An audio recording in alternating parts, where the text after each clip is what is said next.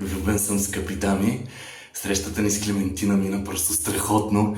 Тя е невероятна, въпреки че е на 94, имахме какво да си кажем. Между нас прехвърчаха толкова флуиди и фотони. Сега ще ми идва на гости и бързам да се подготвя по най-добрия начин. Трябва да изчистя цялата къща. Започвам от банята.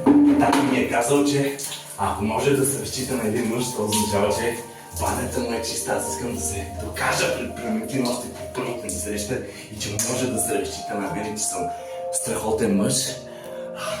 Разказа и за детството и след Втората световна война беше страхотна. Разказваше ми как са имали първото радио и как не са могли да повярват, че вътре говори някакъв човек. Някой се бутал зад радиото, да види дали някой не се крие. Боже, какви времена. Чудя се откъде да започна, ви не знам вие как мислите, от стените или от тавана. И тъй като чистенето е изморително занимание, както казват добрите лекари, по 8 вода чаши на ден.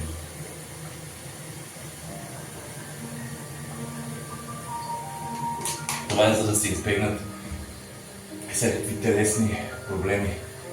Мисля да започна от горе, обаче не съм сигурен дали.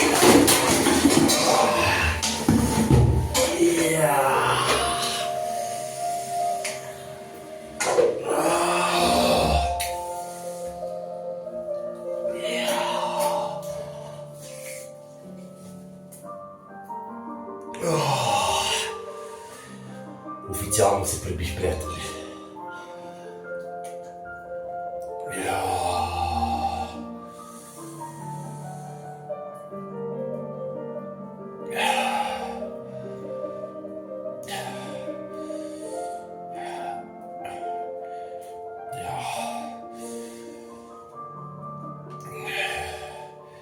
Не е дълбока.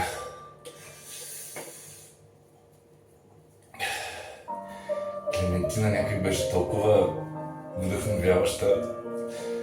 Толкова хубаво ми беше да я слушам за това, което ми разказваше. Просто имах чувството, че в нея живеят две хубави очи. Имах чувството, че в нея живее душата на дете, скъпи приятели. Една душа на дете, която докосна всички входове на сърцето ми. Входове, които никой не беше отварял. Входове, за които дори никой не знаеше, че съществуват. Изгубил съм много кръв, трябва да пия още една вода.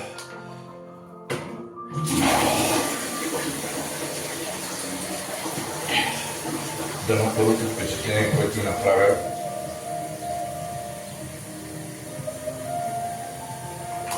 да бъде добро.